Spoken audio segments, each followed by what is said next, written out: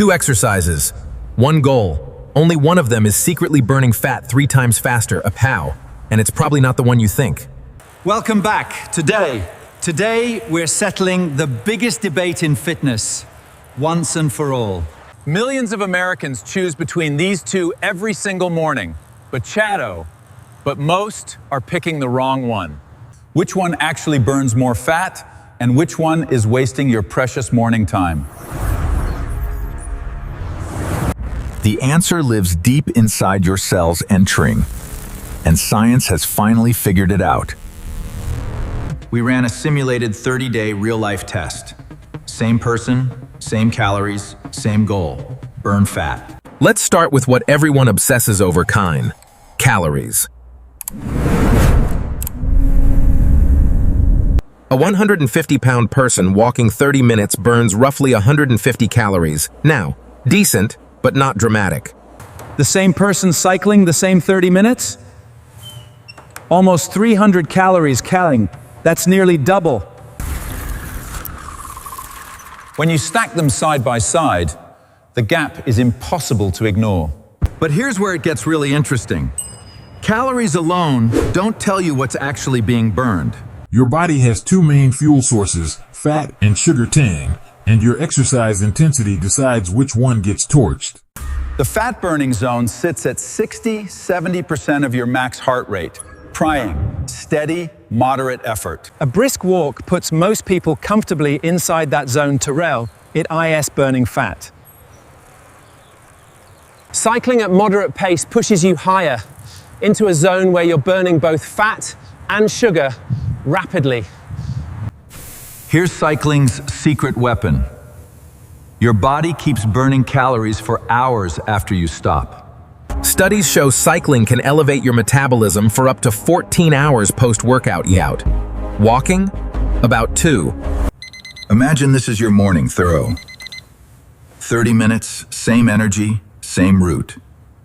Walking that 2-mile route burns around 160 calories. Gentle on joints, great for the mind. Cycling that same route in 30 minutes? Nearly 300 calories, and you've covered 8 miles, not 2. In the same time, cycling covers 3 to 4 times more distance. That's 3 times more world experienced.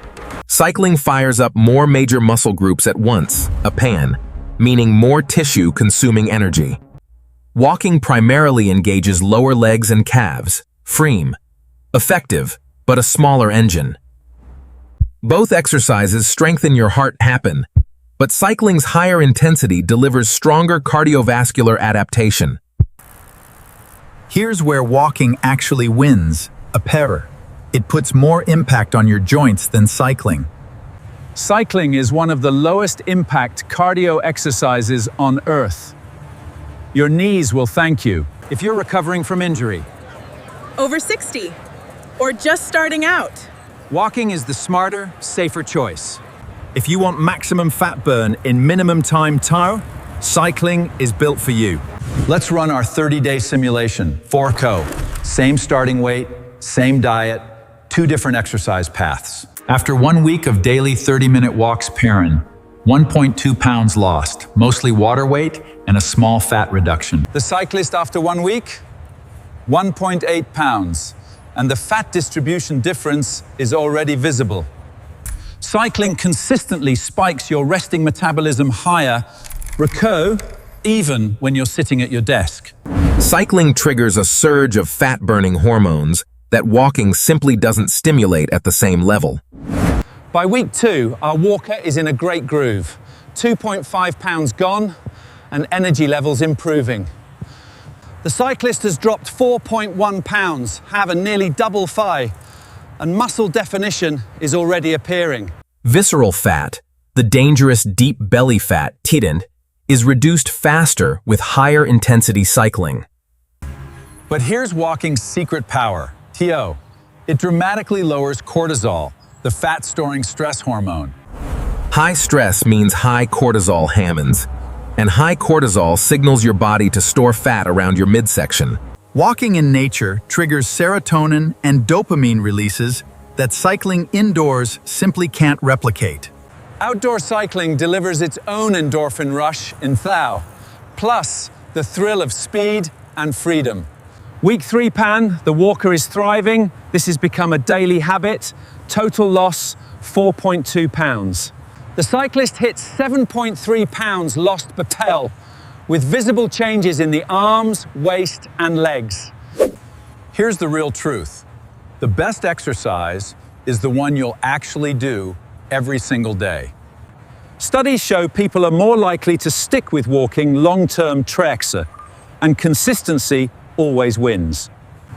What if I told you the absolute best approach combines both TEF, strategically, cycle 3 days a week for fat-burning intensity, walk 3 days for recovery and cortisol control.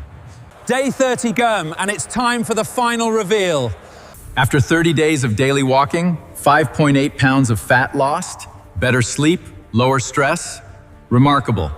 After 30 days of cycling, 9.4 pounds of fat gone cow, plus muscle gains that will keep burning fat at rest. The winner? Cycling burns fat faster, but the true winner is whoever actually shows up. Every number you just saw is backed by peer-reviewed research. Ping. Links are in the description. For busy Americans, cycling doubles as a commute, saving time while burning fat. Even e-bikes burn significantly more calories than walking, a KO, perfect for beginners or longer commutes. Can't go outside? Indoor cycling is just as effective. No weather excuses allowed. Walking is something you can do at 80. It's not just exercise, it's a lifelong practice. Some of the world's greatest thinkers, from Darwin to Steve Jobs, swore by walking for creative breakthroughs. If your primary goal is losing fat as fast as safely possible and burn, cycling is measurably superior. Warning: cycling makes you hungrier. No, don't undo your hard work by eating back every calorie. Interestingly, moderate intensity walking may regulate appetite hormones better than intense cycling.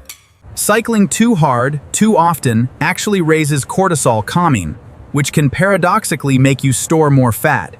The sweet spot is Zone 2, COR, conversational pace cycling, where fat oxidation peaks without spiking stress hormones. Zone 2 cycling, so you can speak in sentences but not sing, but ding, is the ultimate fat-burning frequency. That 700-calorie weekly gap? Over a year, cycling burns the equivalent of 10 extra pounds of pure fat. More lean muscle means a higher resting metabolic rate, so cyclists literally become fat-burning machines 24/7.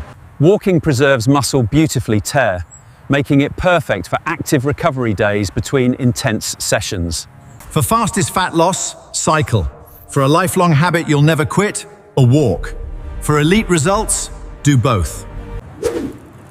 Starting cycling?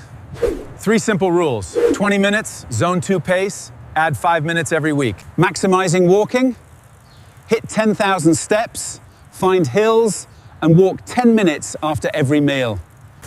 This hybrid weekly plan is Peril, according to sports scientists, the single most effective fat loss routine.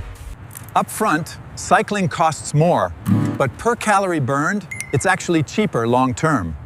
Bonus, commuter cyclists save roughly 3,000 pounds of carbon emissions every year. Your fat loss saves the planet. Cycling has one of the world's most passionate communities, CARE. Finding your tribe multiplies motivation infinitely. If this video helped you, subscribe right now there, because next week we're revealing the exact fat loss workout nobody talks about. Whether you walk, ride, or do both, just get out there. Your body is waiting for you.